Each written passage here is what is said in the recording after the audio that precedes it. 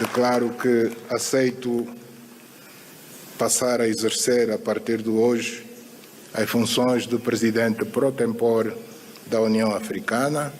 A bandeira de Angola, hasteada no palco principal da União Africana, marca o início de um novo capítulo para o país. Pela primeira vez, um presidente angolano assume a liderança da organização continental, num momento de profundas transformações para a África. É a primeira vez que a República de Angola assume esta importante responsabilidade de conduzir os destinos do nosso continente nos próximos 12 meses, o que me levará a olhar com atenção para os principais problemas de África e colocar ao serviço da nossa organização a nossa experiência na busca de soluções para as questões relativas à paz e segurança e cuidar da implementação pelos Estados-membros das políticas econômicas e sociais que promovam o progresso e o desenvolvimento do nosso continente. No discurso de aceitação, João Lourenço colocou a paz e a segurança no topo da agenda, alertando para a instabilidade na República Democrática do Congo. No relatório sobre as ações que realizei no quadro das minhas atribuições como campeão da União Africana para a Paz e Reconciliação em África, apresentarei de forma mais detalhada as ações que empreendi para ajudar a restituir a paz ao nosso continente e, em especial, na região leste da República Democrática do Congo. A presidência angolana na União Africana começa com grandes desafios. João Lourenço promete uma liderança focada no crescimento económico e na paz para que o continente avance no caminho da prosperidade. Dr. Fernando Heitor, boa noite, seja bem-vindo à revista Zinfo. É a primeira vez na sua história que a República de Angola, admitida na União Africana há 49 anos, chega ao topo da liderança desta organização. Antes de qualquer coisa, está ou não de parabéns à diplomacia do Estado angolano? Muito boa noite, Leda. Muito boa noite ao colega de painel. Eu quero agradecer a amabilidade do vosso convite. Já não vim cá há alguns tempos, não é? Mas antes de ir objetivamente à sua pergunta, Sim. Eu queria exprimir com algum pesar e com bastante indignação e, em certa medida, alguma repulsa também, pelo fato de ter recebido a notícia de que 2 deputados da UNITA foram presos no Kwanza Norte. Aconteceu isto esta tarde. Antes de vir para cá, ao sair de casa, telefonaram a dar-me esta triste notícia. E quero também expressar aos deputados presos pela nossa polícia a minha solidariedade. Eu ainda não entendo porque que um deputado num país, num Estado democrático como o nosso, não é? É preso sumariamente por causa de uma manifestação. Posto isso, Sim.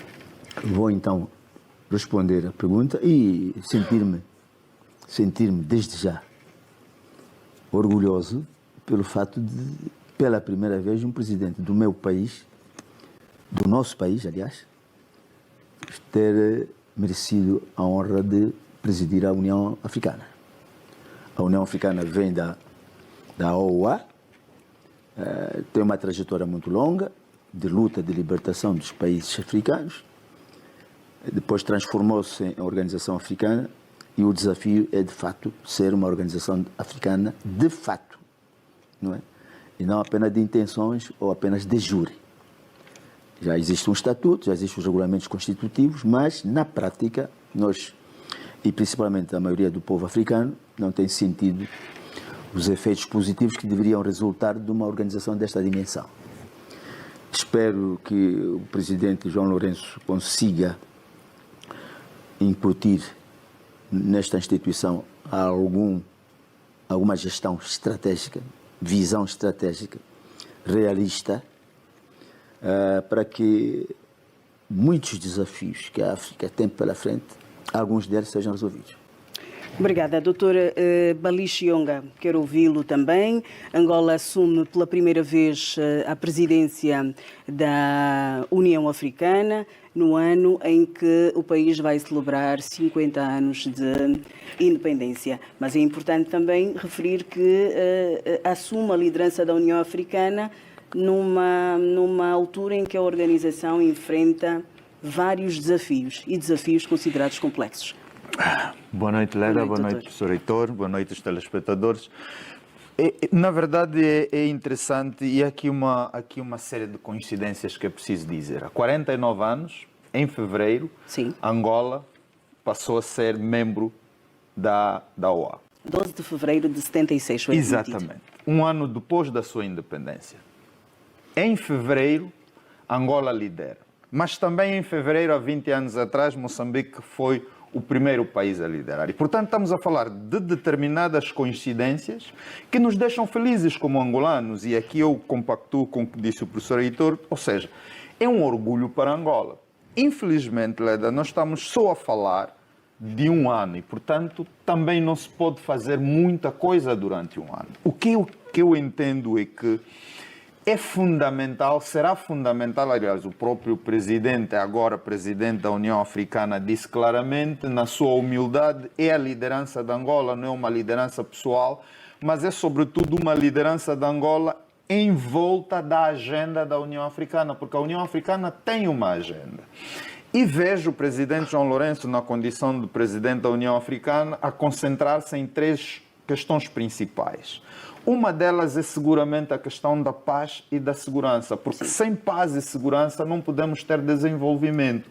Mas ele introduz um elemento que a mim parece muito, muito importante, que é a chamada justiça reparadora. Ou seja, os africanos precisam começar a olhar para o Ocidente com a perspectiva de que há aqui um espaço e há aqui um direito de reparação dos prejuízos que os africanos sofreram. Em relação à paz, há uma questão que é fundamental e aqui os analistas das relações internacionais acabaram sendo desafiados, porque o processo de Luanda é um processo do conflito entre o Congo e o Ruanda. E depois, ou entre o Congo e o M23. Não, depois há exatamente o processo de Nairobi.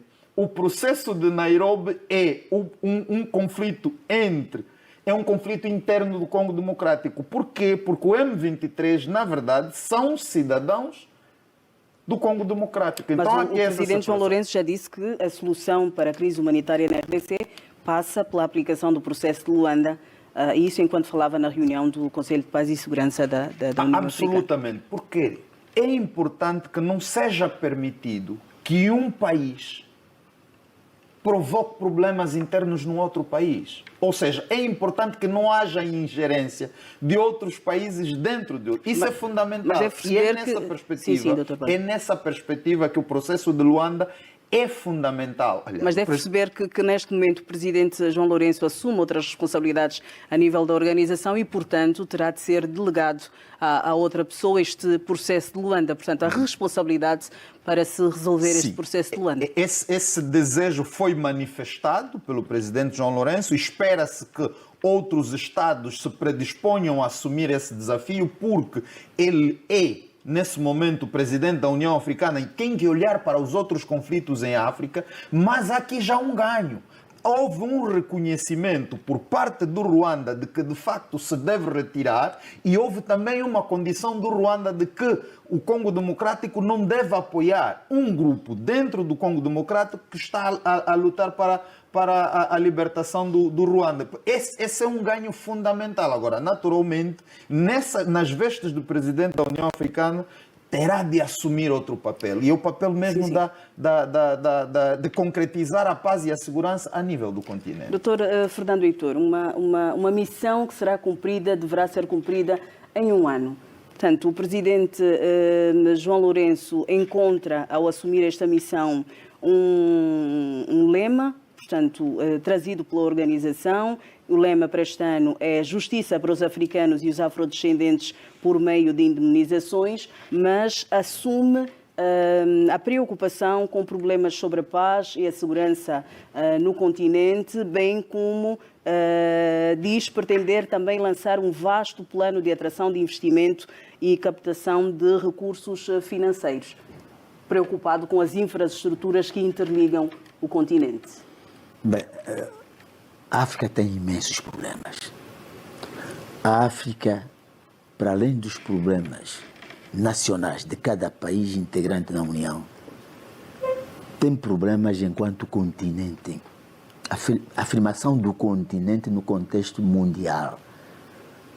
A África tem um peso específico pequeníssimo em termos de economia mundial. A África não está industrializada. A África tem uma taxa de natalidade elevadíssima, das mais elevadas do mundo. A África está subdesenvolvida. Um ou outro país é que está em desenvolvimento. Quase toda a África está subdesenvolvida. Com todos estes problemas identificados, qual deveriam ser as primeiras, doutor? Eu chego lá. O presidente, enquanto mediador do conflito, que o meu colega já abordou, no Congo, Ruanda, por aí fora, agora vai ser presidente da União Africana. Já é, desde ontem. Já é presidente da União Africana. E eu disse antes que a África tem 1001 problemas. São problemas fundamentais, estratégicos. Angola tem também outros tantos problemas. O presidente da União Africana é presidente de Angola. Sim. Então, é preciso que o presidente da União Africana, enquanto presidente da União Africana, não tenha o topete, passo o termo, de querer resolver tudo. Ele tem que selecionar alguns problemas, os mais bicudos, e tentar ajudar a resolver. Alguns já foram agendados, não é verdade? Sim, sim. Essa tal de justiça. Foram trazidos publicamente. Mas, ainda assim, ele tem que procurar dar mais valia à União para que alguns problemas sejam resolvidos. O doutor... Em um ano não vai fazer muito. Mas se ele resolver primeiro, se ele minimizar alguns problemas, os mais bicudos, se ele minimizar, já será um ganho para a União Africana. O doutor Fernando Heitor falava há pouco sobre as fragilidades que se sente a nível da União Africana. O que é necessário para tornarmos mais robusta e respeitada esta organização que representa o continente? Mas as fragilidades da União Africana são várias. Tem fragilidade do ponto de vista econômico, tem fragilidade do ponto de vista infraestrutural. Os países africanos não estão ligados uns aos outros. É um problema grave. Há países africanos, para você visitá-los, precisa de visto. Angola deu um empurrão tremendo nisto, facilitou sim, a isenção de visto, a movimentação de pessoas de um país para o outro sem exigências de visto. Mas os outros países nem tanto assim, não é verdade? Há problemas gravíssimos no domínio da saúde, há problemas gravíssimos no domínio da educação. Temos problemas no domínio da pobreza, da miséria. A maioria do povo africano ainda chafurda na pobreza. Portanto, no meio destes problemas todos, é preciso tirar alguns e focalizar maior atenção nesses alguns. Não vale a pena pensar que se vai resolver tudo. Um ano não é nada. Um ano não é, se subtrair deste ano, os sábados e os domingos, né? E as oratórias, os tempos que leva. Os líderes africanos falam muito. Já se percebeu disso? Cada sessão, cada plenária deles, quer dizer, alguns discursos são líricos, são poéticos, é uma coisa maravilhosa. Dá para cantores pegarem naqueles discursos e fazerem músicas. O que a África precisa é de ações concretas. Quer dizer, recursos naturais. Todos os países africanos são potencialmente ricos em recursos naturais. Aliás, já sabe isso. Estudou isso, e ouviu falar disso. O meu colega, que é doutor, sabe disso. E então, os recursos naturais beneficiam a maioria da população africana? Não. Há alguma estratégia positiva, estratégia global africana no domínio dos recursos naturais? Não há. Cada país tem os seus clientes, quais são os dois países coloniais, com os quais está ligado, e fazem a sua comercialização à sua própria maneira. Não há uma estratégia global, como há, por exemplo, na União Europeia. A volta do ambiente, a volta da energia. Nós não temos. Mas o que é que falta, doutor Balístico, para se chegar a esta estratégia e, de facto, ela ser cumprida, respeitada e implementada a nível do continente? Por natureza, eu sou muito mais otimista e, portanto, vou olhar um pouco para aquilo que acontece. Veja que já há algum tempo nós temos, pelo menos, regiões que têm acordos comerciais. Nós temos a região ocidental, nós temos agora a SADC que está a evoluir e eu penso que esses são passos significativos. É verdade que o próprio contexto político depois das independências fez também com que os países, por via das suas escolhas políticas, se distanciassem. Esse é um problema que a África ainda enfrenta. Depois, enfrentamos também um problema cultural. No entanto, é preciso reconhecer que demos passos significativos. Hoje já há países onde nós podemos circular à vontade. Eu, pelo menos, tenho ido para alguns países africanos, é possível perceber isso. Agora, há um desafio tremendo que é de ligar os países por infraestruturas. Estamos a falar de estradas, depois estamos a falar de infraestruturas que possam industrializar o continente. O atual presidente da União Africana, já agora há 2 dias, também falou dessa questão. Por exemplo, falou da capacidade que Angola tem no setor energético e que pode colocar à disposição dos outros países para que os outros países possam, a partir daí, alavancar. Então, pegando no que o professor Heitor disse muito bem, é preciso haver solidariedade entre os Estados africanos. Eu penso que essa presidência terá de criar espaços formais e informais para que os líderes africanos encontrem-se e vão descobrindo então espaços de encontro, porque o que precisaremos no final das contas é que a África seja um continente onde os povos possam circular normalmente, mas também um continente onde os próprios líderes possam conversar à vontade sobre os principais problemas. Mas isto ainda para esta geração? Seguramente. Para a nossa geração. E eu estou expectante que mesmo lá um pouco para o fim da idade possa aprovar isso. Porquê? Porque também temos de ter, primeiro, estar orgulhosos de termos conseguido a independência e muito tão pouco tempo temos conseguido, por exemplo, recursos humanos bons. Nós temos em África muita gente com massa cinzenta à vontade. Depois, temos também capacidade em termos de recursos. Mas falta autonomia. Fomos abençoados. Mas falta autonomia. Naturalmente, essa autonomia vem também com um processo. E eu vejo líderes africanos, jovens africanos, percebendo o que acontece na Europa, vão dentro do continente fazendo novas coisas. É preciso não negligenciar e não menosprezar essa força. Nós conhecemos... Doutor. Sim. Nós conhecemos empresários africanos que vão fazendo muita coisa em África. Eu, pelo menos, conheço muitos empresários africanos que vão fazendo muita coisa em África. Aliás, a maior parte desses empresários, o impedimento que têm é muito mais das suas lideranças reconhecerem essas iniciativas. E eu penso que vai ser importante que isso seja feito. Mas é preciso incutir na mente dos líderes políticos africanos uma visão estratégica de desenvolvimento.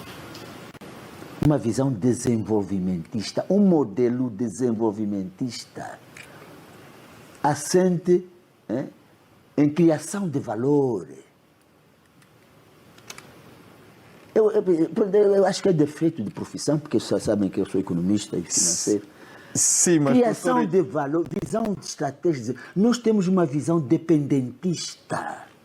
Nós dependemos muito da Europa, da América. Devíamos depender mais daquilo que se chama relações sul-sul.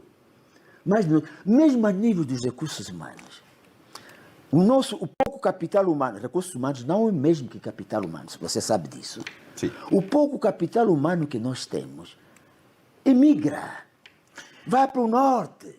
Sim, mas professor, a economia... Por que não emigra para a Nigéria? Por que os nigerianos, há bons técnicos na Nigéria, não é verdade? Não vêm trabalhar em Angola e vice-versa. Mas professor, já vamos tendo também. Não, professor, eu conheço, por exemplo, nós temos aqui em Angola nigerianos a trabalharem. São da Nigéria e trabalham aqui em Angola. Temos. Mas não temos. A nível de troco, aliás, temos, por exemplo, no setor... a nível da negociata. Professor, temos no setor... Aliás, temos no setor petrolífero, por exemplo, nigerianos em Angola. Aliás, temos um empresário nigeriano agora que veio fazer uma pesquisa em Angola para fazer investimento. Eu entendo que, do ponto de vista, aliás, o professor é economista, e a questão que me intriga é que os próprios economistas também não vão tendo acordo em relação àquilo que é o modelo econômico que a África deve adotar. Por quê? Porque sendo a economia uma ciência social, também ela tem que se adaptar à realidade do próprio continente. Eu sou otimista, sim, e penso que vamos conseguir tomar esse caminho, sobretudo se nós tivermos, quando eu digo nós, os líderes africanos forem capazes de explorar com profundidade e confiar na juventude. Vamos seguir para olhar para um outro assunto.